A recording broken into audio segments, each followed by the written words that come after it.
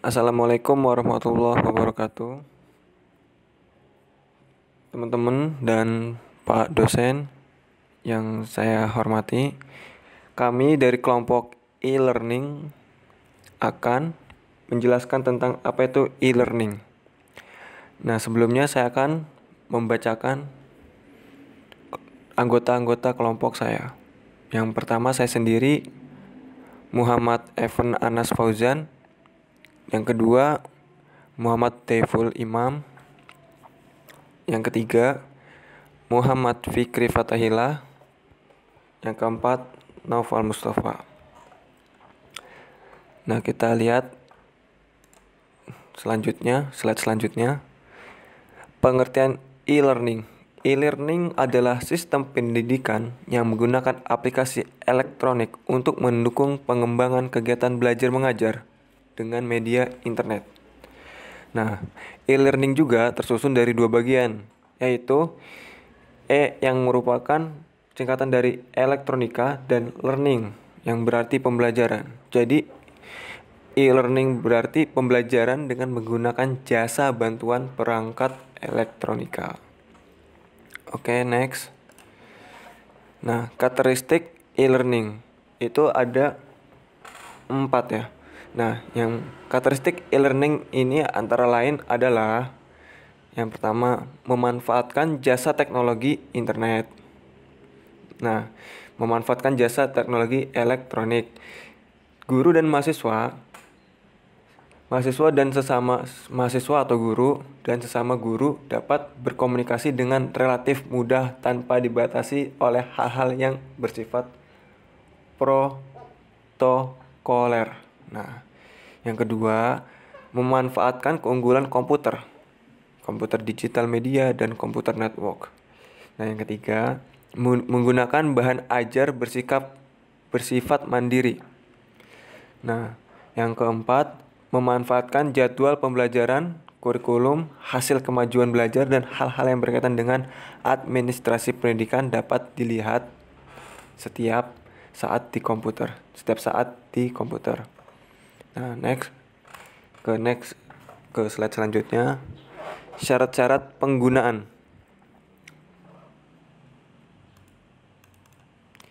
Nah, syarat-syarat penggunaan itu yang pertama, kegiatan pembelajaran dilakukan melalui pemanfaatan jaringan, dalam hal ini adalah internet.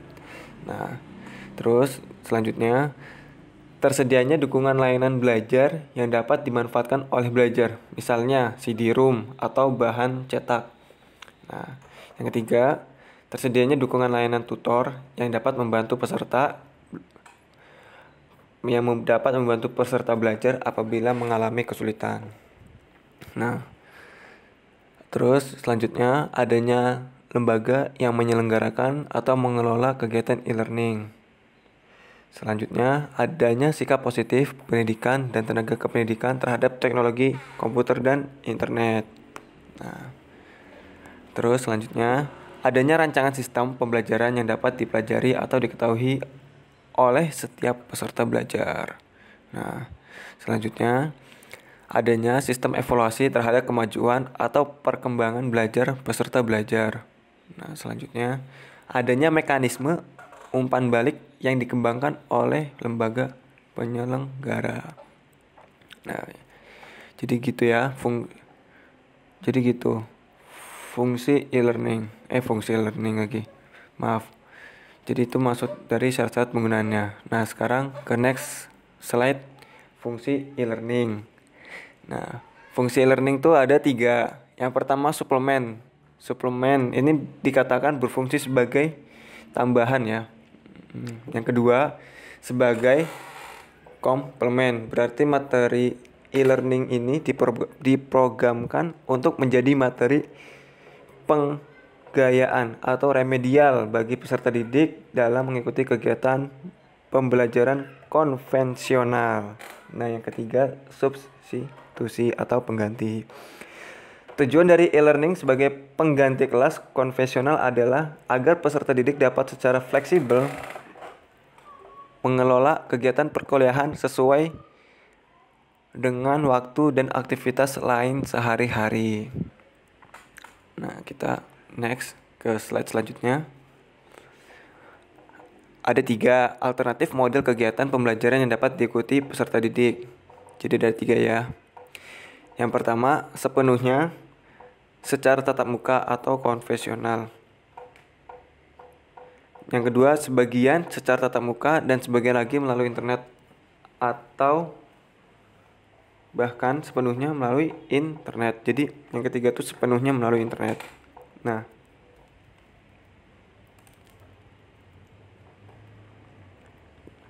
next ke slide selanjutnya.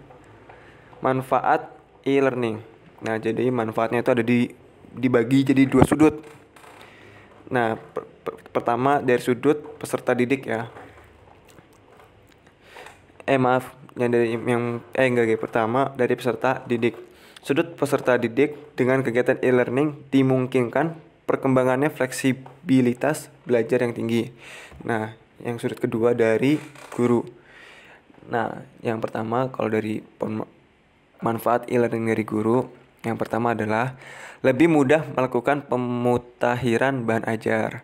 Yang kedua, mengembangkan diri atau melakukan penelitian guna meningkatkan wawasannya karena waktu luang yang dimiliki relatif lebih banyak.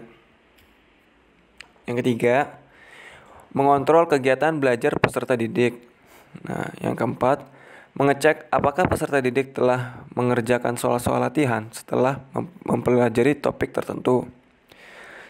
Yang kelima, memeriksa jawaban peserta didik dan memberitahukannya hasil kepada peserta didik. Nah, sekarang ke slide selanjutnya yaitu kelebihan e-learning. Nah, jadi ada 1, 2, 3, 4, 5, 6. Ada 6 ya kelebihan e-learning. Yang pertama, pengurangan biaya. Nah, itu harus dikurangin biayanya kalau ada pembelajaran e-learning. Ya. Yang kedua, fleksibilitas. Dapat belajar kapan saja, di mana saja, selama di tempat itu dan dimanapun itu terhubung dengan internet. Nah, yang ketiga, personalisasi. Siswa dapat belajar sesuai dengan kemampuan belajar mereka. Nah, yang keempat, standarisasi. Dengan e-learning, mengatasi adanya perbedaan yang berasal dari guru seperti cara mengajarnya, materi dan penguasaan materi yang berbeda, sehingga memberikan standar kualitas yang lebih konsisten. Nah, yang kelima, efektivitas. Nah, dari pembelajaran metode e-learning ini meningkatkan sebanyak 25% dibandingkan pelatihan yang menggunakan secara tradisional. Nah, yang terakhir, kecepatan. Kecepatan distribusi materi pembelajaran akan meningkat karena pembelajaran tersebut dapat dengan cepat disampaikan melalui internet. Nah, jadi ke next slide ya. Sekarang keterbatasan e-learning. Yang harus diperhatikan masalah e-learning adalah masalah akses. Yang pertama nih ya, masalah akses untuk bisa melaksanakan e-learning seperti harus adanya ketersediaan internet, listrik, telepon, dan infrastruktur lainnya. Nah, yang kedua, masalah ketersediaan software piranti lunaknya. Bagaimana mengusahakan piranti lunak yang tidak mahal? Jadi diusahakan untuk tidak menggunakan software yang tidak mahal ya. Kalau yang mahal bakal menyusahkan guru maupun murid juga. Nah, yang ketiga, masalah dampaknya terhadap kurikulum yang ada. Nah, yang terakhir, yang keempat, masalah skill dan knowledge ya. Nah, sekarang ke next slide selanjutnya. Nah, sekarang kita akan menerangkan tentang kekurangan e-learning. Nah, sekarang kekurangannya yang pertama, kurangnya interaksi antar guru dan siswa atau bahkan antar siswa itu sendiri. Kurangnya interaksi ini bisa memperlambat terbentuknya values dalam proses belajar mengajar. Yang kedua, kecenderungan mengabaikan aspek akademik atau aspek sosial dan sebaliknya. Mendorong tumbuhnya aspek bisnis. Nah, yang ketiga, Proses belajar dan mengajar cenderung ke arah pelatihan, bukan pendidikan. Nah, yang keempat, berubahnya peran guru dari yang semula menguasai teknik pembelajaran konvensional, kini juga dituntut menguasai teknik pembelajaran yang menggunakan internet. Yang kelima, siswa yang tidak mempunyai motivasi belajar tinggi, cenderung gagal.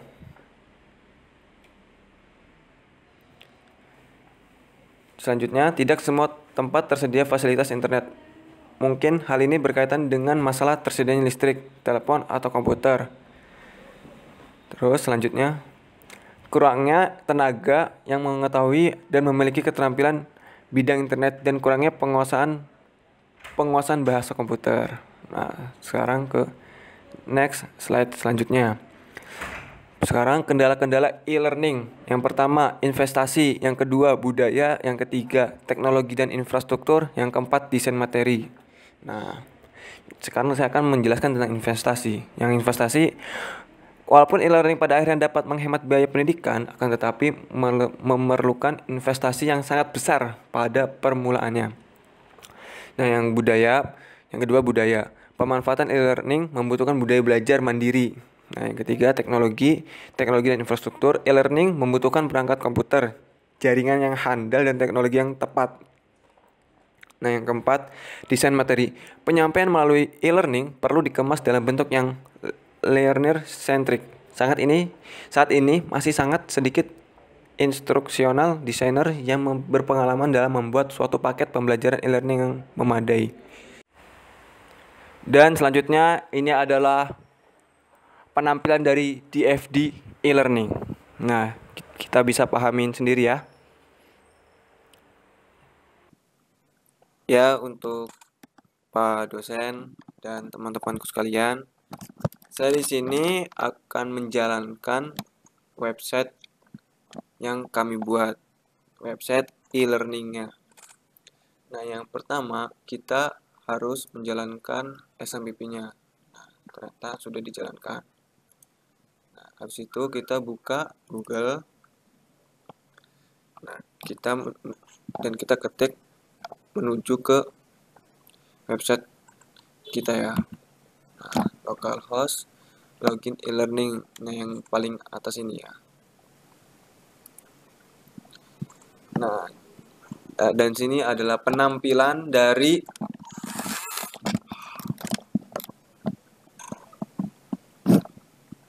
login website.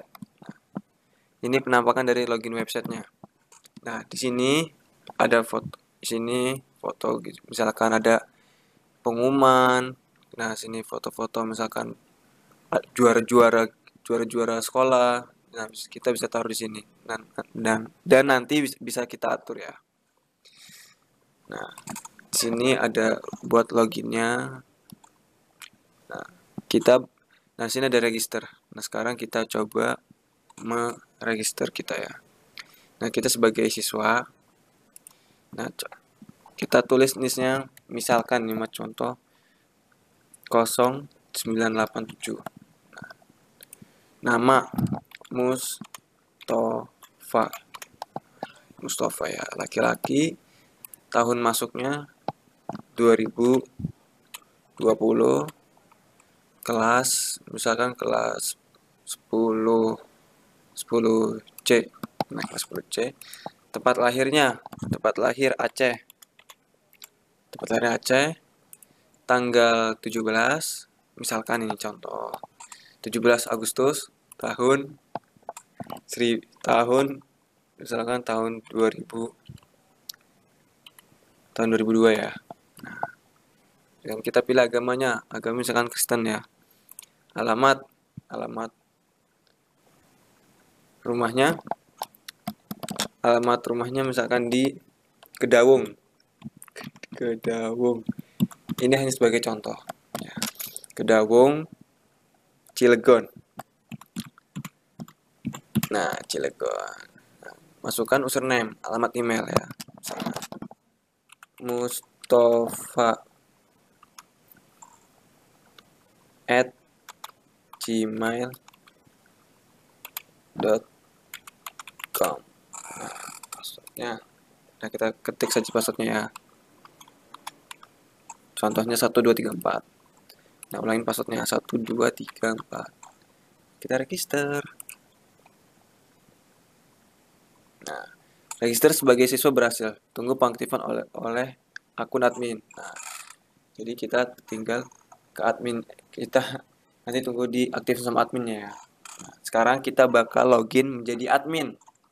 Nah, ini loginan admin elearning@gmail.com dan ini passwordnya. Kita login sebagai admin. Nah, di sini ada beranda. Nah, beranda ya. Nah, beranda ini alamat sekolahnya, telepon sekolahnya. Nah, ini ada misalkan siswa, ada 4 siswa di sekolah ini, 2 pengajar, nah 1 siswa yang pending. 1 siswa yang pending itu tadi ya, yang kita daftar dan belum terkonfirmasi, belum terupdate sama adminnya. Ini ada reward login pengguna. Nah, tuh tadi Muhammad Iful Imam ya. Ini sebagai admin nih Muhammad Iful Imam. Nah, Umi ini tadi sebagai siswa, Nafa sebagai guru tadi ya. Muhammad Iful Imam ini admin semua nih yang masuk ya. Nah, sekarang di sini ada info update.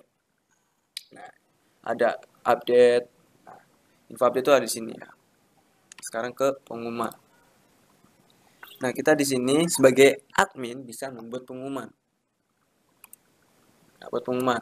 Di sini judul pengumumannya, tanggal tampil, bisa kita nampilin tanggal kapan. Nah, kita bisa menulis pengumuman di sini. Nah, kita bisa ditampilin di siswa dan ditampilkan dan pengajar. Ini kita bisa untuk tidak ditampilkan di pengajar bisa. Nah, ini ya. Nah, sekarang kita kembali. Sekarang ada pesan. Nah, pesan. Jika ada pesan dari siswa, kalau nggak dari guru, nah bakal masuk ke sini pesannya.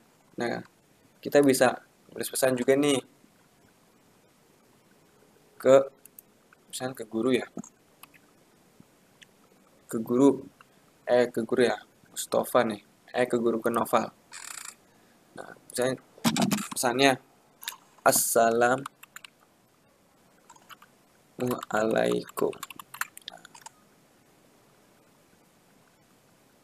Assalamualaikum. Nah, kirim ya. Nah, Assalamualaikum.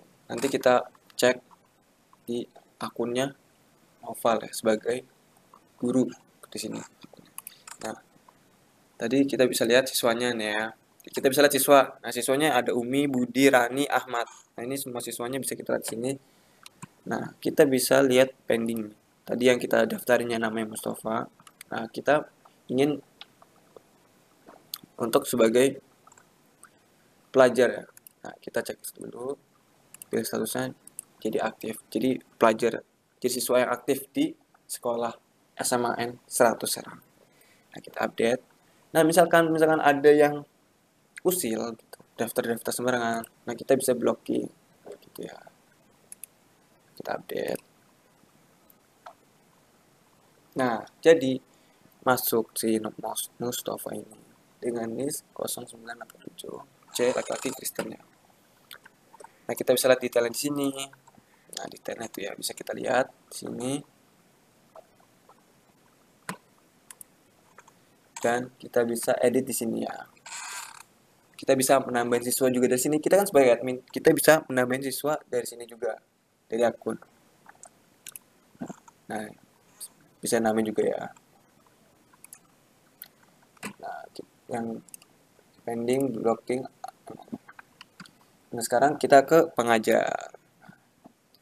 Di sekolah SMAN 100 Serang ini, yang pengajar ada si Naufal doang. Sama adminnya, Muhammad Ifliman. Nah, kita bisa lihat detail si Novalnya. Noval laki-laki, nah ini ya. Nah, kita bisa edit profil, edit foto. Nah, kita bisa kirim pesan ke si Mustafa yang tadi ya. Kita tadi udah kirim pesan. Nah, sekarang kita ke tugas. kita bisa sebagai admin bisa menambah tugas ganda, nah, tugas esai, tambah tugas esai, dan tambah tugas upload. Nah, sekarang ke materi ya.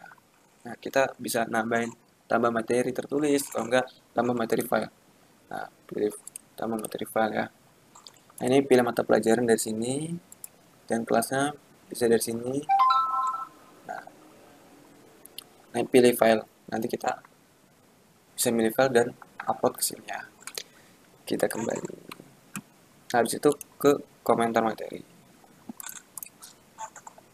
Ini komentar materinya ya, kalau misalnya ada yang mengomentari materinya. Sekarang ke mata pelajaran kelas.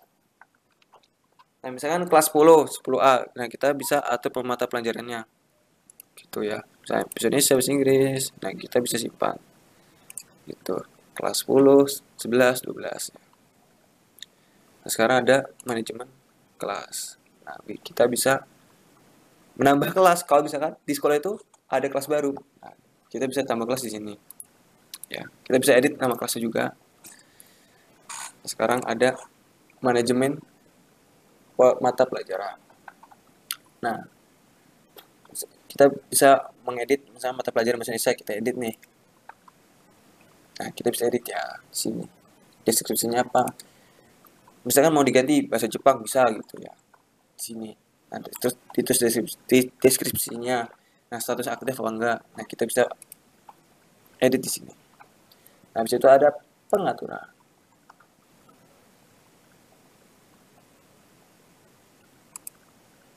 Nah, pengaturan ya. Kita bisa ganti logo sekolah ya. Kita misalkan sewaktu-waktu logo sekolahnya mau diganti nih, kita bisa ganti logo. Nah, kita juga bisa ganti nama sekolahnya, misalkan tiba-tiba sekolahnya diganti namanya. Nah, alamat sekolah juga bisa diganti. Kalau nggak ditambahin bisa nih ya, ditambahin. Nah, teleponnya kalau misalnya nomor teleponnya ganti, kalau nggak, nah ya. Nah, ini info registrasinya, peraturan e-learning ini, elemen email server, nah ini segala ya. Nah, tadi tuh di halaman login kita bisa mengupload foto, misalkan foto dapat piala, foto sekolahnya. Nah, kita bisa pilih upload file di sini ya. Nah, kita bisa namain teksnya juga atau HTML di sini. Nah, ya di sini ya. Nah, terus kita update. Klik ya. Nah, udah habis itu ke email template. Nah, misalkan email pengajar, kita bisa edit sini, email siswa kita edit sini. Link reset password bisa kita edit sini dan seterusnya ya. Nah, sekarang ke backup dan restore. Nah, kita bisa membackup dan merestore. Cara restore-nya, cara restore-nya nih ya. Pertama, kondisi aplikasi masih di localhost, kondisi aplikasi di hosting, sesuaikan konfigurasi database pada file application config database .php. Nah, nah, di sini juga bisa hapus data, misalkan mau hapus siswa nih, bisa hapus siswa. Kalau misalkan siswanya pindah. Nah, dan juga kita bisa hapus pengajar. Kalau misalkan pengajarnya pindah, ya bisa di sini. Nah, nah ini akun admin. Nah, sekarang kita menuju ke akunnya guru, akun guru. Nah, akun guru tuh tadi ya, naufal at gmail.com. Nah, passwordnya 123 123 ya, login. Nah, dan ini adalah tampilan dari guru ya. Nah, di sini ada beranda. Nah, misalkan ada pengumuman tadi yang kalau misalkan di ituin sama admin. Nah, pengumumannya keluar dari sini nih. Pengumumannya keluar dari sini.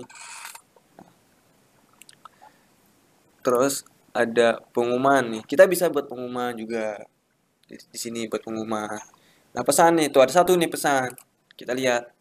Oh, dari Muhammad Ifli Imam, admin tadi ya. Assalamualaikum. Dari kita kan membuat pesan untuk si Naufal.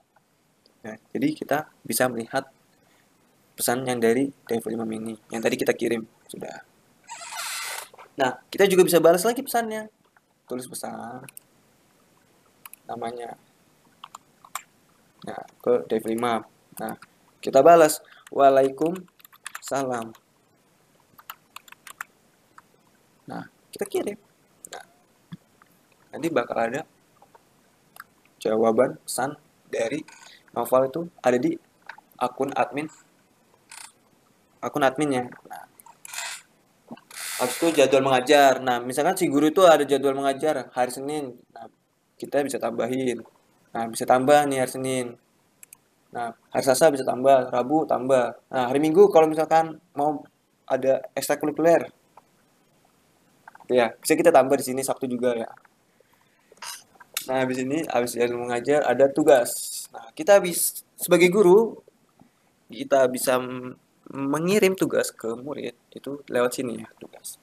Tambah tugas selesai, tambah tugas upload ya. Nah, kayak gini ya. Sekarang materi. Nah, misalkan gurunya mau ngasih materi nih ke siswanya. Nah,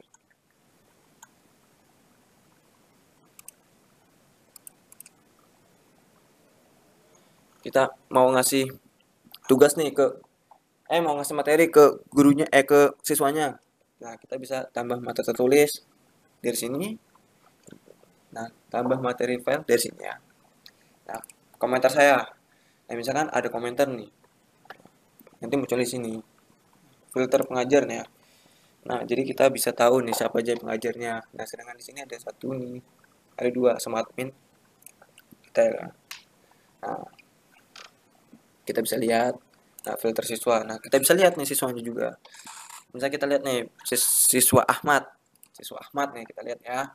Ahmad nih laki-laki 2020 lahirnya 2002 Islam Cilegon aktif ya. Nah, ini adalah akun dari guru ya. Nah, kita sekarang ke akunnya siswa. Nah, akun siswa ya. Tadi kita buat Mustafa @gmail.com. Nah, passwordnya itu 1234 begini. Nah, ini adalah tampilan dari akunnya siswa. Nah, ini berandanya. Nah, kalau ada misalnya tugas terbaru nih dari guru, nah ini muncul di sini nih, munculnya di sini. Nah, kalau ada materi terbaru dari gurunya, nah muncul di sini, nanti ya. Ada pengumuman dari sini nih munculnya. Nah, jangan ada pesan dari sini ya. Tadi kita sudah jelasin ya dari sini. Sama siswa juga kalau dapat pesan dari sini. Nah, jadwal mata pelajaran, nah kita bisa dari sini jadwal mata pelajarannya. Nah, tugas kalau ada tugas dari sini, materi juga dari sini ya. Komentar saya kalau misalnya ada yang komentarin, ada muncul di sini. Filter pengajar tadi ya, sama filter siswa. Nah, yaudah kita logout. Nah, demikian dari kami, itulah website yang kami buat. Semoga dapat dipahami dan dimengerti. Nah, kita akan akhiri